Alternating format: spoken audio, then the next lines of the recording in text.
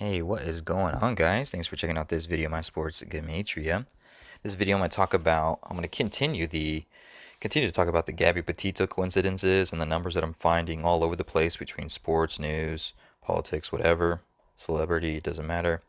I have about 25 videos that I've made in less than 60 days, almost less than 30 days, almost basically, that I've made on this, all the same numbers. And I made this post on October 6th, which was Wednesday, one day prior to the Astros versus the White Sox in Game 1. I specifically made this post about Game 2, which took place on Friday. So before even they played Game 1, I was already talking about Game 2, and it was a very specific reason why I was already talking about Game 2 for the Astros and the White Sox. And I posted about it on Wednesday. This is what I wrote. Game 2 for the opening series involving Houston Astros and Chicago White Sox will take place on Friday, and the Astros have already named Framber Valdez as their starting pitcher for this day. Friday, Game 2 takes place on the 281st day of the Gregorian year, and it will feature the starting pitcher, Framber Valdez, equals 218. You've seen my Gabby videos. If not, go to my playlists and go to Gabby Petito. And I have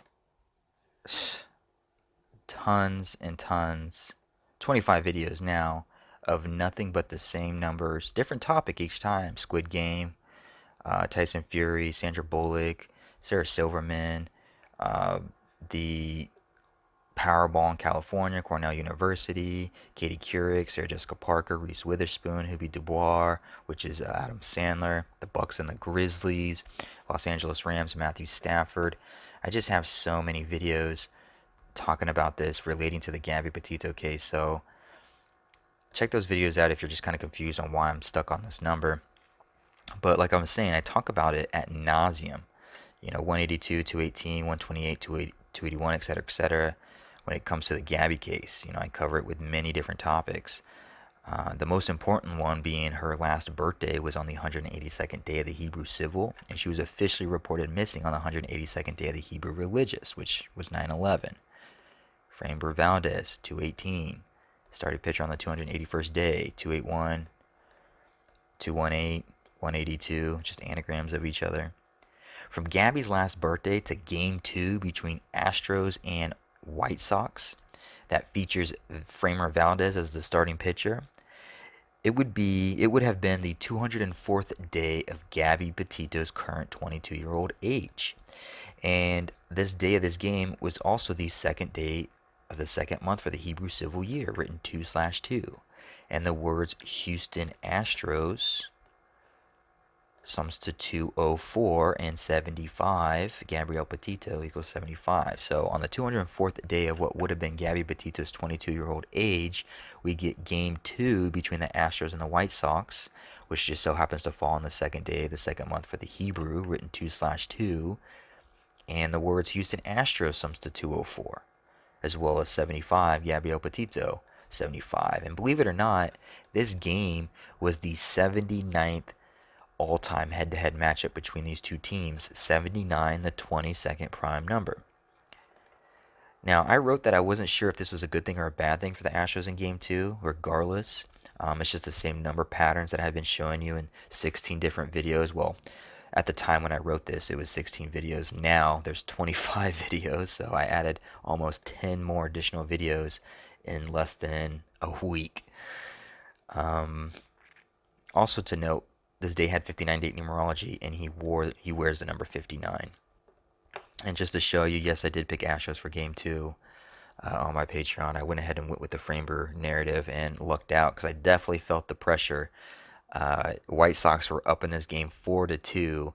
Well, Astros went up 2-1, and I was fully expecting the White Sox to tie it 2-2 because of the 22, right? It being the second day of the second month on the Hebrew, like 2-2, it being Game 2.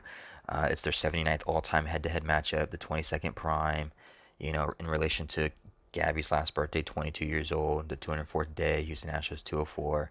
So I was fully expecting the game to be tied 2-2 some point in time in the game. However, White Sox not only they tie it 2-2, but they went up 2 more points to 4-2, and that's when I started feeling nervous. I was like, shit, did I screw up? Did I fucking read this wrong? And one of the things that I noticed that I missed was Valdez, Framber Valdez, even though it was 218 and it was the 281st day, in this game, Framber Valdez was making his 68th game. He was playing his 68th game for his career. And if Astros were to lose this game or would have lost this game, they would have picked up their 68th loss for the season. So I was like, crap, did I read it wrong? Yeah, he's 218. Yeah, it's the 281st day. Yeah, I'm following these numbers, but that doesn't necessarily mean they're supposed to win, especially if it was the 68th game and Astros could have gotten their 68th loss for the season. But they didn't. They went on to win, and so it worked out in my favor, which is good. But I'm not gonna sit here and pretend like when I picked this Astros and I based it off of the Gabby numbers that I'm sitting here betting the farm or betting my mortgage on the game. No, I definitely sweated it out for sure, and I definitely felt the pressure. So I'm not gonna sit here and pretend like I'm the almighty be almighty call all Nostradamus. I predict everything right. I'm not one of those buffoons. I have my ego relatively in check, hopefully. But yeah, so Gabby Petito coincidence gifts the Astros with a 2-0 start against the White Sox. Wanted to share that with you guys. Thank you for watching. Appreciate the support. And hopefully all this video talk and numbers is entertaining for you guys. I definitely appreciate you guys watching. Thank you.